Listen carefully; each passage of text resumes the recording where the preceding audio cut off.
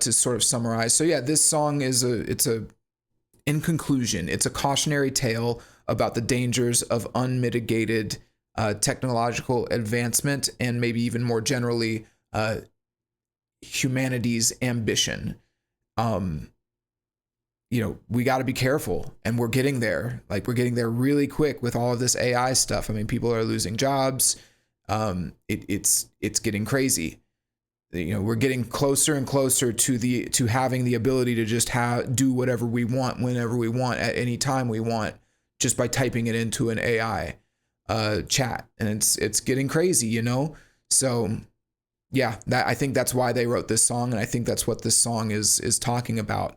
Yeah, the genre, it's a hard rock metal song. The song structure, I think, was pretty standard, but I do think it was a little so the song structure is pretty standard. I think my one complaint is that there was no guitar solo, and that every single section was basically a vocal section. I think it's a shame. Sinister Gates is so great, and I like hearing his stuff. Now, to be fair, he did cool stuff on this song, especially during that bridge. I think it was a very cool bridge, but I like it. I like hearing him play. I like hearing the melodies he comes up with, and again, he's my favorite, so of course I'm going to be a sucker for that. So it was a little bit of a bummer to not get like a guitar solo or something, but like I still think the structure of the song was fine.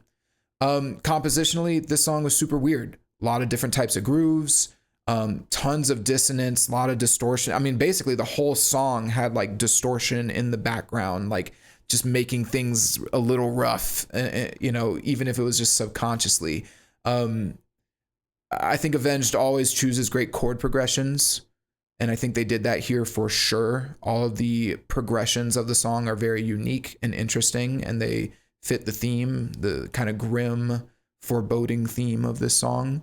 But I do think that the song might have just been a little bit stale. I think a better way to put it is that it's, from a musical end, it's definitely less flashy than some of their other songs.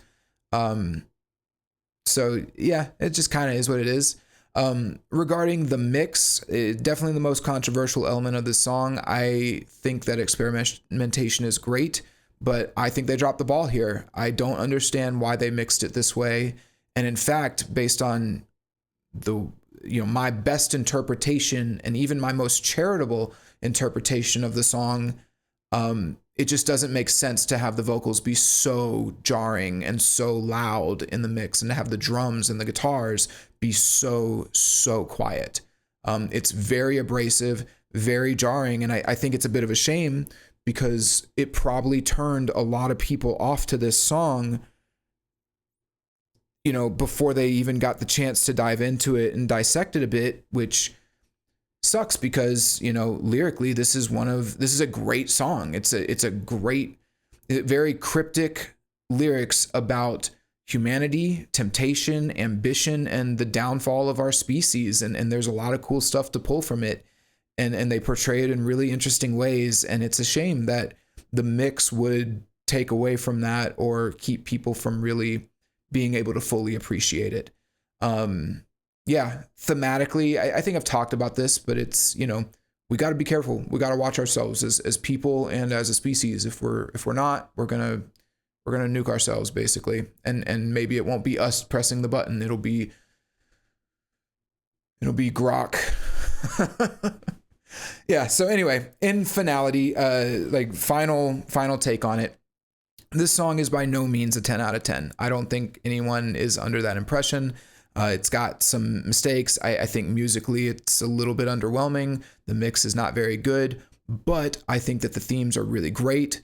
The lyrics are awesome. They were a lot of fun for me to go through and unpack. It's definitely the type of song that I think has more staying power than a lot of other songs. It's definitely an artistic song too, which I appreciate. Like, there is artistic merit to it, I think that the sound engineering, not necessarily the mix, but the sound engineering throughout was great. I might be in the minority, but I love the effects on his vocals almost throughout the whole song, even the auto-tune in the bridge. I think it all works thematically. It's very cool. especially those transitions in the, you know, in the pre-chorus into the chorus where it's like, you know, that's all super cool. This song has a strange intensity to it. And like I said, I didn't really like it or get it until I was listening to it at the gym, like doing my bench press. And that's when it clicked. I was like, yo, this song's actually kind of intense, but maybe in a way that I'm not used to, in a way that's a little bit unconventional. So yeah, it's a mixed bag. Instrumentation's bland, but the sound engineering's cool. The vocal performance is a little weird and strained and not super great, but the lyrics are brilliant. You know, it's all over the place. So yeah, I think that this song it's cool, but that is the price of experimentation ultimately. And I think that I would rather have more songs like this that take chances and do weird things and try new things, than get, you know, 10,000 songs like what I hear from Bring Me the Horizon, which is just a bunch of bland schlop, forgetful fucking bland schlop as far as I'm concerned. And I think it's important. This is maybe the last little point I want to make. I think as we have these apps, I want to say it's called like Suno. There's these apps that can create music now, and they can do full songs in any genre. You just type the lyrics in. I think it's going to become all the more important that we as listeners and as fans change our perspective on music from like what is comfortable to what is valuable and what actually is artistic and has a message. Because what is comfortable and what is pleasant to listen to from a musical angle, it turns out is not that complicated. And AI is going to be able to do that really quickly. I mean, it already can, and it can already create songs that sound really pleasant and really nice.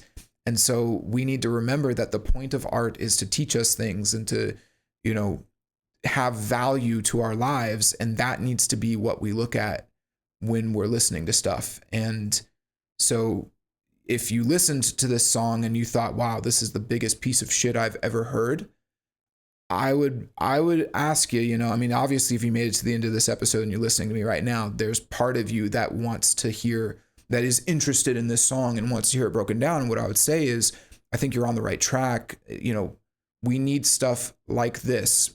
Not to say that everything in this song is good, but we need to embrace things like this, because this is actually how we break out, or how we defy AI type shit. Type shit. That's the way I'm going to end this breakdown. Type shit. All right. I had one last point that I wanted to make, and I wanted to save this for the end because I didn't want to take it into account.